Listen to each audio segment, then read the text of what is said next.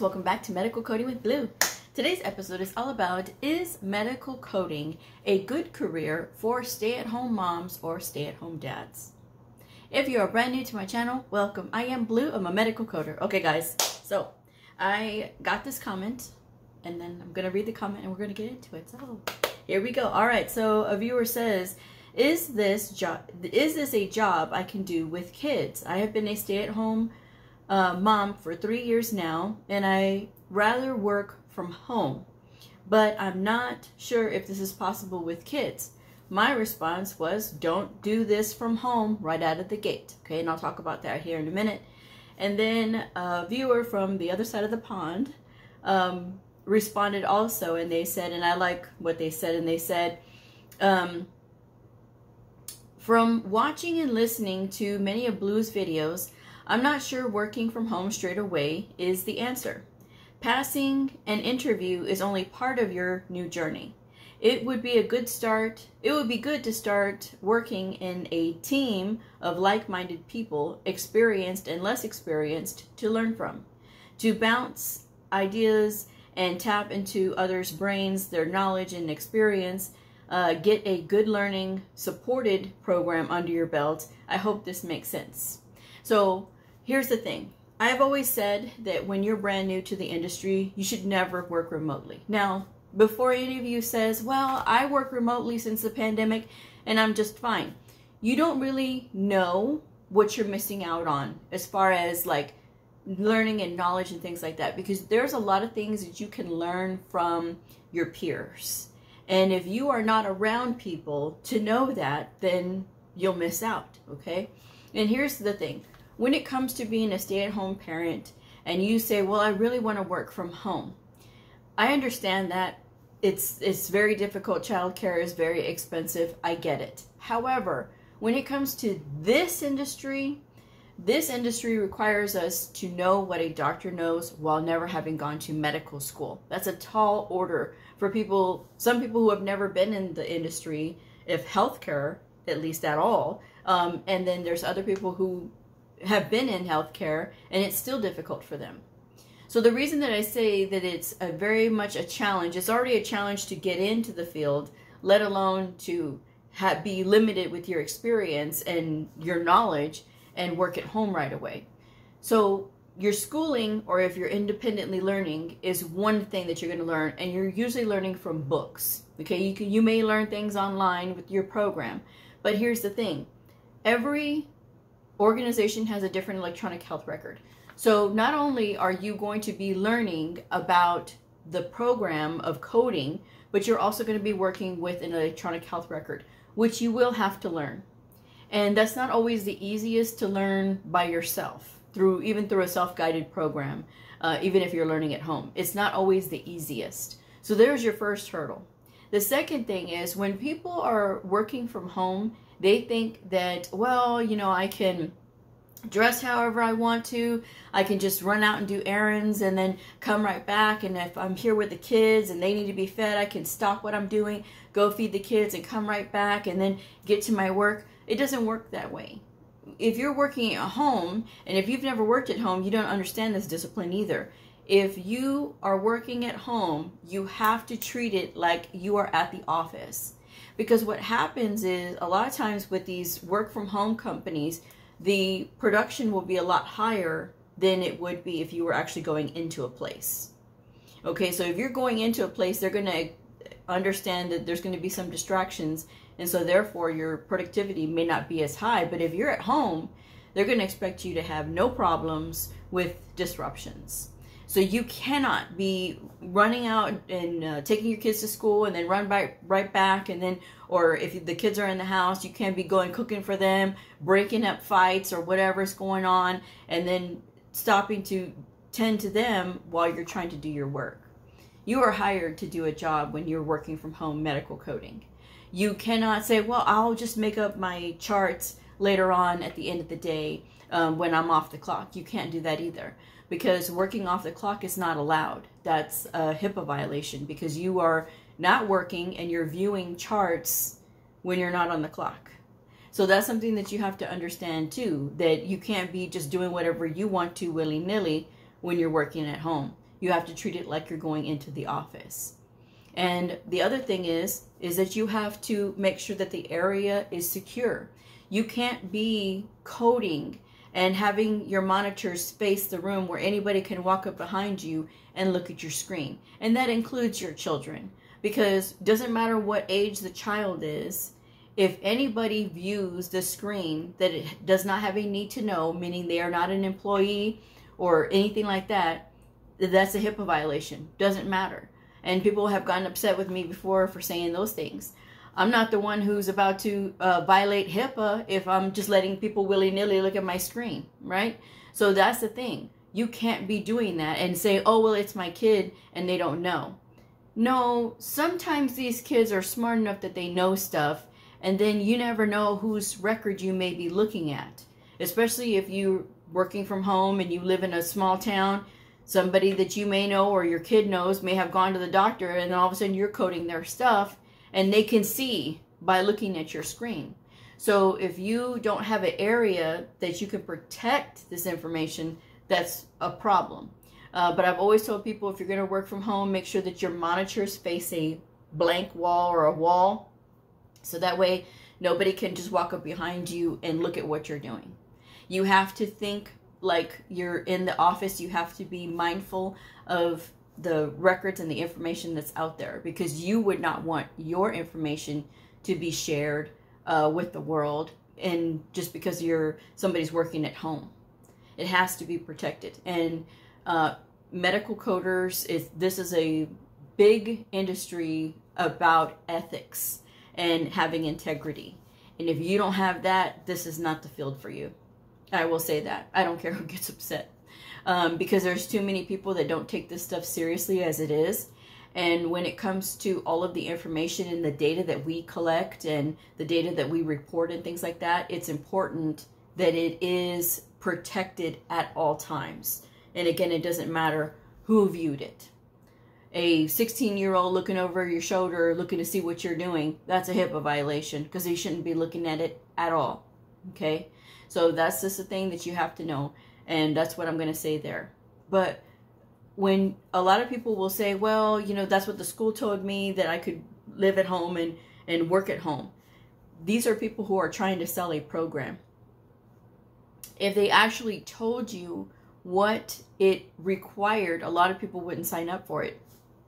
It requires you to know and understand medical terminology, anatomy, and physiology and pathophysiology. It requires you to understand those basic things. Then it requires you to understand ICD-10-CM, that's the diagnosis coding. CPT, that's a procedure coding. ICD-10-PCS, that's the inpatient procedure coding. And HCPCS, you know, HCPCS level 2. And that's for durable medical equipment and some certain procedures and other things. So there's a lot of rules that you have to understand when it comes to being in this field. And if you want to compound that with being by yourself, because you won't be able to run back and forth to your lead or to your supervisor to ask questions. Yes, some will help you, they'll handhold you the whole way, but a lot of places won't. That's why a lot of places don't want to hire people who don't have experience, because sometimes people just freak out when they get in the real world and they're like, it's so overwhelming because it's so much. Rather than knowing this right out of the gate and saying, okay, well, I'm gonna figure out where I can find my resources, and I'm gonna try to figure this out. And if I can't figure it out after I've done research, then I'll ask somebody. Okay, so you have to be fiercely independent when you are working remotely. This is not for those who got to be mollycoddled or anything like that. This has to be for very independent people. And they have to be self-starters. You're not going to have somebody that's going to be right behind you looking over your shoulder to see what you're doing. Okay? And when it comes to working in these records and, you know, poking around and doing what you're supposed to do, obviously, sometimes, you know, you may get, oh, well, I'm just going to run out real quick and go do a quick errand real quick, and I'll just leave the record open like I'm working, and I'll use a little mouse mover to make sure that my screen doesn't go on sleep mode. Well, guess what happens? We do get audits based on like how long were we in a record. If you're in a record for a really long time, on something that was really easy, they can question you about it. They can say, okay, why were you in this record for so long? This was an easy laparoscopic appendectomy, for example. And why does it show you were in here for 45 minutes? What are you going to say? Well, because I ran out and did an errand. No, you can't say that. You know, because they're not paying you to take care of your kids. They're not paying you to run out and do errands. They're not paying you to do whatever it is you're doing on the clock when you should be working. That's what they're paying you to do, is work during those times. Okay?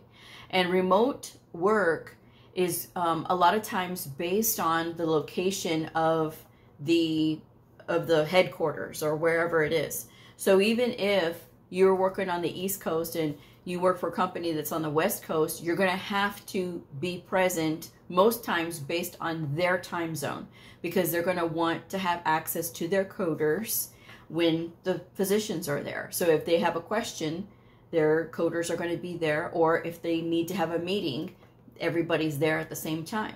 You know, not all companies, but most companies are like this. So that's another thing that you have to understand, is that you can't just pick your work schedule. You know, a lot of times people think that too. Oh, I can just work at home and I can just make my own hours and I can just work whenever I want to. Just because you have the computer there does not mean that you can work on it whenever you want to. Okay, if you are not scheduled to work and you are still working on that computer, you can get fired for that too.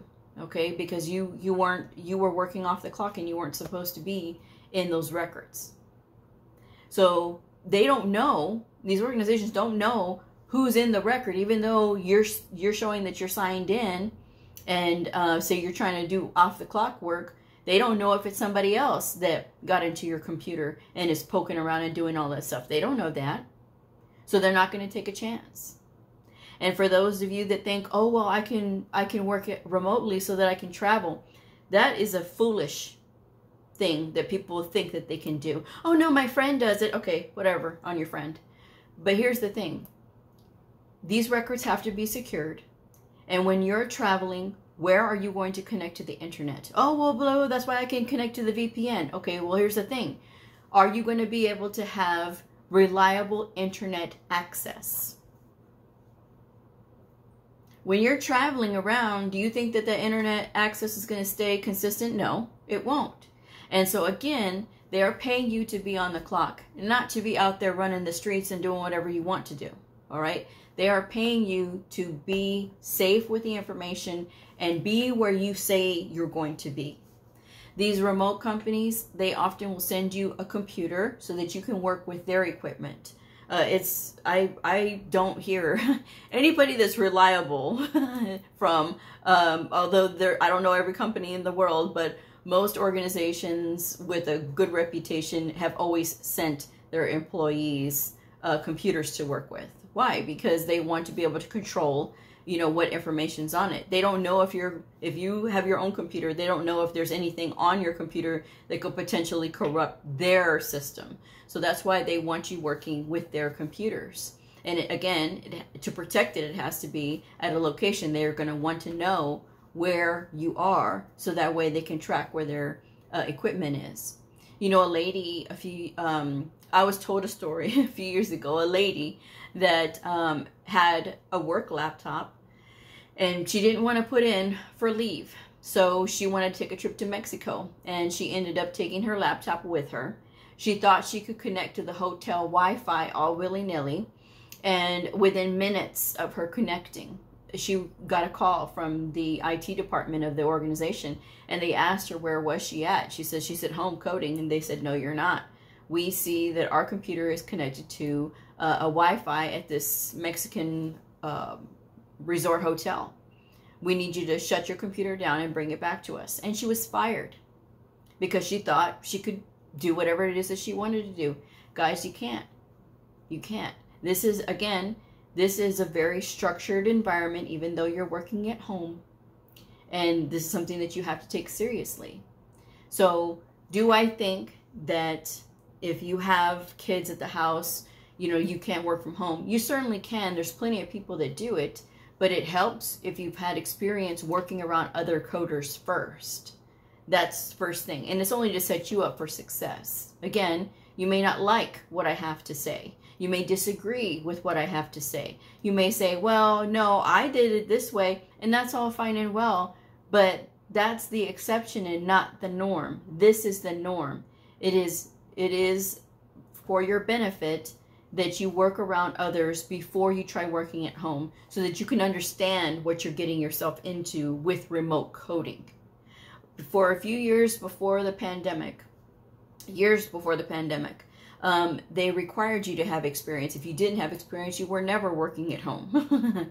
But then, of course, the pandemic hit, and then we didn't have a choice. People were working from home. Even I worked from home for a short period of time, and I could not stand it. Everybody thinks it's the greatest thing in the world, but they also don't understand, like, you're isolating yourself. You're by yourself, or you're at home 24/7, and it's not fun. Your home should be your home. And again, some people say, well, it's a convenience thing. I live out in the country, and I understand that. And there are exceptions, as I said. But again, we need to look at what is best in the industry, best practice, which is getting your experience around other coders, then working from home. And if you have the discipline to work at home, and you have your children are well disciplined themselves, they can take care of themselves. Maybe they're a little bit older, you know, or maybe they go to daycare and you're able to work at the house. That's totally fine, you know. And like I say, it's not impossible, but you may be missing out on knowledge gathering and, you know, getting that experience from other people, you know, seeing and listening to their best practices. It's only to help you. But of course, I always get those people who think they know more, you know, and it's fine if you know more than I do. Okay, I guess I'll let you have it. I'm only 16 years a veteran. I've only worked at home twice, so not that I wouldn't understand anyway, right? And when I had my experience working from home remotely, I did experience that it was a higher productivity standard. And I worked at home for years, you know. I had that job for many years. And so higher productivity standard. And because I worked in the evening, because when I first started working for this organization, the lady that ran the organization, she was like a hippie. I miss her, actually. I miss her because she was like the coolest boss ever. She was like a hippie. And she says, I don't care when the people work, just let us know when you're working, and as long as you complete your hours, that's all I care about. If you don't complete your hours, or you're not working when you're supposed to be working, oh, then we're going to fire you. It's as simple as that. You just do what you're told, and you do what you're supposed to do. You're an adult, you know. And I'm like, this is the place for me. So I worked in the evening. Well, the evening has its benefits. Working in the evening is so awesome because it's very quiet and there's not a lot of distraction, because who else is on? There was one other person that was on, but she lived in Alaska, okay? She's one of the other supervisors. She lived in Alaska, and it was nice because it was just me and her in the queue, and she could see me. She could see me working in the queue. And she would ask me questions on occasion, but you know, that was it. But everything is, you know, by text and, you know, by email and things like that. So your communication skills do need to be really good, okay? If you say, well, I'm not a good writer, again, you need to work on that. There's no excuse for saying, I don't like to write. It doesn't matter what you like. These are skills that are needed in this field, you know, not organization, but in this field. So working in the evening, though, I experienced all of the people who work during the day would skip over the hard stuff, and I would be left with the really difficult stuff. And so there were charts that were skipped over and things like that. And it's skipping, if you don't know what I mean, skipping means that they pick a chart, they don't like it because it's too hard, so they back out of it and they leave it there for somebody else to do. Okay, but I got to pick up all that slack because I worked in the evening and they knew it. And so at first I didn't know what this was. I didn't know about this practice because they said that nobody skips, you know, and it doesn't matter how good the organization is at tracking this stuff, the people will always find a way to skip, no matter what, no matter what. And so I told my boss, because I kept getting like these really gnarly accidents. This was a level 1 trauma hospital I was working for at home. And so I was just like, these are really difficult. And I expected some difficulty, but I didn't expect it to be this many back to back, you know? And so I told my boss, I was like, I don't know what's going on here. I thought you said I would have some that would be easy enough to break up the monotony of doing all these hard things. And so she pulled my records that I had been doing, and she's like, oh my gosh, Bleu. And I was like, yeah. And so she goes, oh no, people are skipping. There's no way. You should have had like appendectomies, colonoscopies. You should have had that in between. And I see that you've done none. All you're doing is like fracture repairs and major repairs. And I'm like, yeah.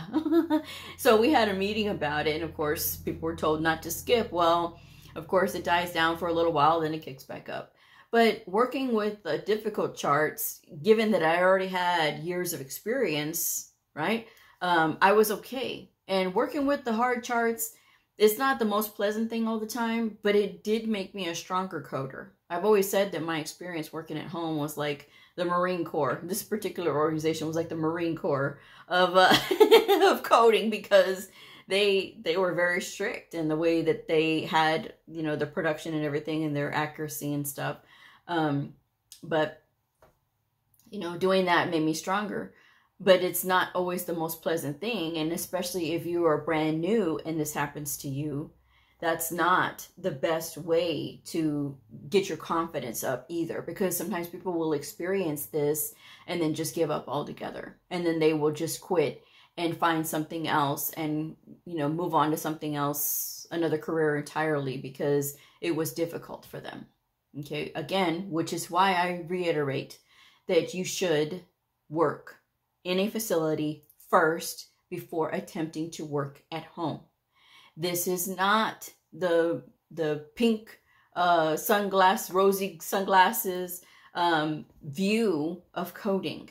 That's the thing. And a lot of people get mad at me because of that. Oh, no, that's not true. That's not right. And you're being punitive, blah, blah, blah. Don't use big words, okay, that you don't understand. The proper use of those words. I'm just saying, you know, the thing about it is when I'm telling you all that working from home is a serious business and you've got to be able to take it seriously, I'm telling you so that you are aware and you know. Anybody else that's trying to sell the field is going to tell you, oh no, you can do this and you can wake up whenever you want to. You can roll out of bed and just not have to dress up for the office. That is so lazy. It is incredibly lazy to just say, oh, I'm just going to roll right out of bed and just, you know, code and no one's going to see me. No one is going to see you oftentimes. They won't. A lot of companies are not going to make you use your camera, although some will. But, you know, the thing about your brain is like, okay, we don't have to dress up, so we're not into work mode. Sometimes you have to get dressed up to get into work mode. And there's nothing wrong with that. You know, you'll feel better about yourself. You'll be more confident. And then you'll be in that mindset of, okay, I've got to work, and watch your production go up because you are dressed and you combed your hair, you know, and you were able to get focused on what you have to do. I'm not saying that you got to get all dolled up, but I am saying that, you know, you at least need to be presentable, because you never know. You may be asked by your boss to come on a meeting and you don't want to look like you just rolled out of bed, you know. This is just my advice anyway. There's evidence out there and strong studies that have been done that have talked about the importance of dressing up and getting into that work mode, especially when you work remotely. You know, people think that that's the easiest thing in the world, but if you don't, you know, open your windows and get some sunlight in and get you some sunlight on your face at least for a few minutes and get your brain going, it's really easy to slip into, oh my gosh, I'm so bored, I don't feel good, I don't like this, because you're not getting out there and socializing like you should. You know, it's important that even though you're working remotely, that you still socialize, because that's where a lot of people nowadays, they're losing their socialization skills. So many people have said, oh, Bleu, I'm so anxious because they're so used to being remote and everything is done through Zoom and everything is done virtually. We're losing how to shake hands. We're losing how to make those human connections in person. We're losing that. And it's scary. It is really scary because, again, it's all happens because we're all working remotely, you know, or a lot of people are trying to work remotely. And again, in this field, it's very important to have a physical presence in the facility, even though this is Blue, what does this have to do with remote coding? I'm telling you, it's important that even if you are working remotely, let's just say you're still able to make it working remotely, and you're a stay-at-home parent, still making that effort to get into the facility, especially if the facility's in your area, making that effort to get into the facility once a month so they can at least see your face and these doctors can get to know who you are. So in case you do have to send a query, they're not going to be as likely to ignore you because they know who you are. And that's very important, you know. And again, if we're getting enough socialization, it's not going to be such a scary thing. So, oh my gosh, I've got to go into the office for a few days and I'm so nervous. And there's not going to be none of that because we already have that good social skills around other people. Okay, that's just what I'm saying. So don't let that remote dream of oh yeah, I don't have to be around people. That's really not good for somebody who's brand new in the industry. You still need your experience. And I will say that even when I was working remotely, the first time, I already had a social network, I guess you could say, in place already. So I didn't suffer from any of that. You know, it was good for me. Because again, I was getting really good experience with, you know, like very difficult coding and advanced coding. So that's what I liked, you know. But again, don't do this if you're a stay-at-home parent because you think it's so easy. It's not easy. It's something that you're going to have to spend years learning because the certification is just the first part of it. There's also your continuing education units that you have to come up with. And that requires you more classroom time. That requires you more webinar time. That requires you to continue to study. Okay, and it's only, again, for your benefit that you do that. Because we get 9 months, 12 months, or 18 months to become medical coders. Doctors get years, 10, 15 years to be a doctor. And all that time, they're learning all of those things. So we have such a short amount of time, a tenth of the amount of time. And in some cases, less than that, but you know, we get a very limited amount of time, so we have to catch up. And when you understand that, when you get it, you'll know what I mean. And people who do get it, and people who do find ways to get around other coders, because again, if you're going to work remotely, then at least make sure that you attend your local area meetings for coders. You know, that could help you too if you're working remotely. But again, remote work is for those that are disciplined. Remote work is for those who can stay focused and not run out or have to pay attention to every single thing, because your main thing that they're paying you for is to be on there working, not being taking care of your family and doing all these other things. There's other jobs you can do, guys. If working from home is something you absolutely want to do, pick something else. Pick something else, because until you have more time to devote to learning and being able to stay focused on what you're doing, you're always going to struggle, okay, if you are constantly being pulled and you can't concentrate on what you're doing. That's just my advice anyway. So with that said, best of luck to you out there, guys. And sometimes you're not going to know until you get out there in the real world what it's like, okay? But this is just my advice. These are my opinions as somebody who has 16 years in the field and who's been there, done that. Okay, so just my advice anyway. So with that said, if this video helped you, please like, subscribe, and share, and I'll see y'all next time. Bye.